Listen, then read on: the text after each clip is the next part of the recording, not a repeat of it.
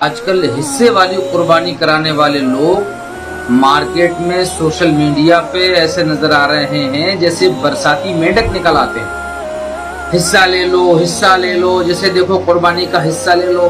اور تعجب کی بات تو یہ ہے کہ بڑے بڑے علامہ فہامہ اپنے وقت کے مسند نشین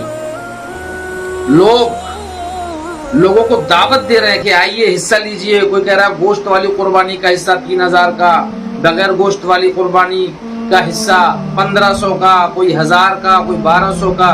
ارے یار میرے بھائیوں، میں عرض کرنا چاہتا ہوں کیا مت ماری گئی ہے تمہاری؟ سوچ پہ پتھر پڑ گئے ہیں تمہاری؟ اللہ تعالیٰ نے تمہیں ایک موقع دیا۔ اللہ کے رسول صلی اللہ تعالیٰ علیہ وسلم نے فرمایا کہ ان قربانی کے دنوں میں اللہ کے نزدیک خون بہانے سے زیادہ پسندیدہ اور کوئی کام نہیں ہے، مگر تم ہو کہ لوگوں سے ان کا یہ حق بھی چھین لینا چاہتے ہو، دین کے ٹھیکیدار بنے بیٹھے ہو، اور لوگوں سے ایک ایسی حکمت بھری چیز کو الگ کر رہے ہو کہ جس کا تمہیں اب مستقبل پتہ نہیں ہے کہ کیا ہوگا، کتنا تاریک مستقبل ہوگا۔ اسی لیے تو ڈاکٹر اقبال نے کہا تھا، کل ایک شوریدہ خواب گاہ نبی پہ رو رو کے کہہ رہا تھا کہ مصر و ہندوستان کے مسلم بنائے ملت مٹا رہے ہیں۔ اللہ کے رسول صلی اللہ تعالیٰ علیہ وسلم نے فرمایا کہ قربانی کے دنوں میں خون بہانے سے زیادہ پسندیدہ کام اللہ کے نزدیک اور کوئی نہیں ہے، وہ جانور کا خون بہانا، اسے انسان کا خون بہانا مت سمجھ لینا۔ اور کچھ لوگ حصے والی قربانی کا پرچار ایسے کر رہے ہیں کہ جیسے کہ اللہ کے رسول نے یہ فرمایا ہو کہ قربانی کا حصہ لینے سے زیادہ اچھا اور کوئی کام نہیں ہے۔ ایسے حصے کے پیچھے پڑے ہوئے سمجھے کہ لوگ بیچارے اپنے گھروں میں قربانی جو کرنا چاہ رہے ہیں ان کو بھی حصے کی ایسی فضیلت بیان کی جا رہی ہے، ان کو بھی ایسا اٹریکٹ کیا جا رہا ہے حصہ لینے کے لیے کہ وہ اپنے گھر میں قربانی کرنا مناسب نہیں سمجھ رہے ہیں۔ حصہ لے لو، اور جس کا 1500 میں کام چلتا ہو، 1000 روپے میں کام چلتا ہو، 15000 کا 20000 کا جانور جو خریدے گا، سمجھے؟ سوچو میرے بھائیوں، تم قوم کو کہاں لے کے جا رہے ہو؟ میں خاص کر اپنی قوم کے علماء اور دانشور اور عمائدین سے گزارش کروں گا کہ تم اس قوم کو لے کے کہاں جا رہے ہو میرے بھائیوں۔ پھر دوسری بات یہ ہے کہ بغیر گوشت والی قربانی، بھئی سب سے پہلے بات تو میں پوچھنا چاہتا ہوں کہ ایسا کون سا جانور ہے بھیا جو بغیر گوشت کا ہوتا ہے؟ اور جب بغیر گوشت کا جانور ہوگا تبھی تو بغیر گوشت والی قربانی ہوگی۔ تو ہو سکتا ہے کہ کسی کے ذہن میں یہ بات آئے کہ نہیں وہ ہم غریبوں میں تقسیم کر دیں گے گوشت۔ بھئی غریبوں میں اگر تقسیم بھی کر دو گے پھر بھی گوشت تو اتنا ہی مہنگا لینا پڑے گا، گوشت تو خریدنا ہی پڑے گا، جانور تو خریدنا ہی پڑے گا گوشت والا۔ پھر وہ تم غریبوں میں جو تقسیم کر دو گے اتنا سستا گوشت کہاں سے آتا ہے؟ اور دنیا کے سارے غریب کیا کسی ایسی ایک جگہ رہتے ہیں کہ جہاں جانور سستے ملتے ہیں؟ کیا یہاں غریب نہیں ہے جہاں یہ آدمی قربانی کر رہا ہے اس کے آس پاس غریب نہیں ہے؟ کیا شریعت نے ان غریبوں کا حق اس کے ذمے مقرر نہیں کیا ہے؟ قربانی کیوں کی جاتی ہے شریعت میں؟ اس لیے کہ جو غریب آدمی ہے اس کو بھی اچھا گوشت کھانے کو مل جائے۔ اور تم نے ایک ہی سائڈ کے غریبوں کو لائن میں لگا رکھا، انہی کو غریبی ریکھا میں شامل کر رکھا ہے، اور کوئی غریب ہی نہیں ہے تمہاری نظر میں، سمجھے؟ اور پھر یہ ہے کہ یہ جو حصہ لینے والے ہیں یہ بھی بے شعور ہیں، ان کو بھی شرم آنی چاہیے، یہ سوچنا چاہیے کہ بھئی حصہ لینے میں تم مرے جا رہے ہو، تمہارا دم نکلا جا رہا ہے قربانی کرنے میں، سمجھے؟ 1500 روپے کا حصہ مل رہا ہے بغیر گوشت والا، 1000 کا حصہ مل رہا ہے یا 2000 کا مل رہا ہے، چلو حصہ لے لو۔ ارے بھائی جب تم اتنے غریب ہو، اتنے محتاج ہو تو قربانی کر ہی کیوں رہے ہو؟ قربانی تو اللہ نے تم پہ اس لیے واجب کی ہے کہ تم صاحب نصاب ہو تو قربانی کرو، یعنی تم پیسے والے ہو تب قربانی کرو۔ اور کام تم وہ کر رہے ہو کہ جیسے تمہارے پاس کوئی پیسہ نہ ہو، تم سے مجبوری میں قربانی کرائی جا رہی ہے۔ بھی جب پیسہ ہے تو جانور خرید کے قربانی کرو نا۔ یہ کون سا طریقہ ہو گیا کہ صاحب 2000 میں ہم نے جو ہے حصہ لے لیا، سستے کے چکر میں حصہ لے لیا؟ ارے بھائی سستے کے چکر میں تو غریب آدمی پڑتا ہے، اور غریب آدمی پہ قربانی واجب ہے نہیں، قربانی تو امیر آدمی پہ واجب ہے۔ جب امیر ہو تو پھر کائے کہ امیر ہو؟ تم اسی موقع پہ حصے دیکھتے ہو، اسی موقع پہ ہیلہ شرعی تلاش کرتے ہو کہ کہیں دین میں نہ خرچ کرنا پڑ جائے۔ اور کتنی پیاری پسندیدہ سنت تھی میرے آقا کی کہ آپ گوشت تقسیم کریے 3 حصوں میں، قربانی کریے 3 حصوں میں گوشت تقسیم کریے، ایک حصہ دوستوں کے لیے، ایک رشتہ داروں کے لیے، ایک اپنے گھر والوں کے لیے۔ کتنا اچھا لگے گا جب آپ اپنے پڑوسی غریبوں کو گوشت بانٹیں گے، کتنا اچھا لگے گا جب رشتہ داروں میں گوشت بانٹیں گے۔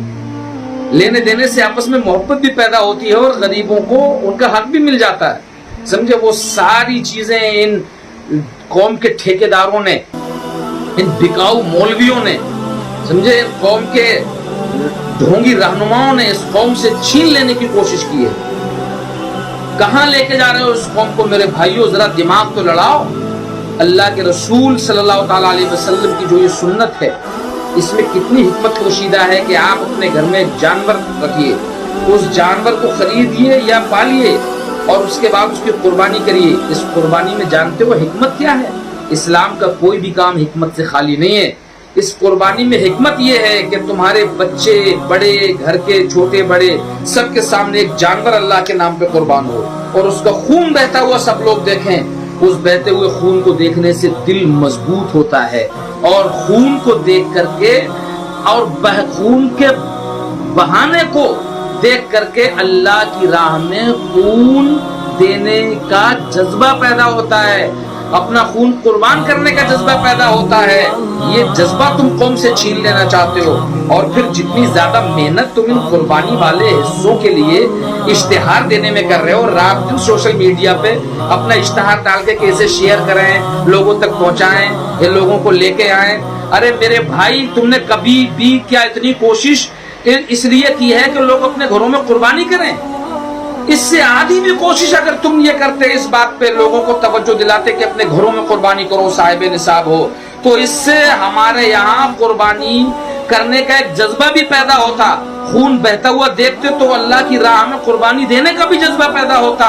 और सबसे बड़ी बात तो ये है कि घर में जब कुर्बानी होती तो घर की कुर्बानी करने की वजह से हमारा एक प्रशासनिक रिकॉर्ड बनता गवर्नमेंट की नजर में, क्योंकि आने वाले दौर में जो गवर्नमेंट ना आए दिन सोचे छोड़ रही है कि वही काम होगा जो पहले होता आया, नया कोई काम नहीं होगा। अब आज तुमने हिस्सा ले लिया, आज तो हिस्से वाली कुर्बानी कर ली, कल को अगर मन किया कि चलिए हम जानवर अपने घर पाल के या खरीद के लाएंगे, घर में जानवर की कुर्बानी करेंगे, वहां प्रशासन में तो आपका रिकॉर्ड है ही नहीं, फिर क्या करोगे? ये कहोगे हमने वहां हिस्सा ले लिया था, अब हम घर करेंगे।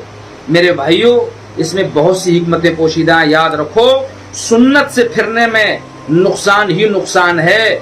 और ये दिखावे के अमीर, ये दिल के गरीब जो ढोंगी अमीर हैं, ये मैं इनसे कहना चाहूंगा कि आंखों को खोलो, गरीबों का हक पहचानो। अगर तुम्हारे पास कुर्बानी करने को पैसे नहीं है तो मत करो कुर्बानी, और अगर पैसे हैं, साहिब निसाब हो, तो फिर ये क्या देखना कि सस्ता हिस्सा और महंगा हिस्सा।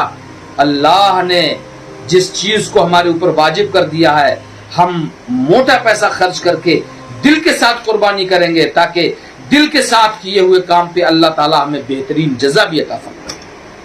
समझे?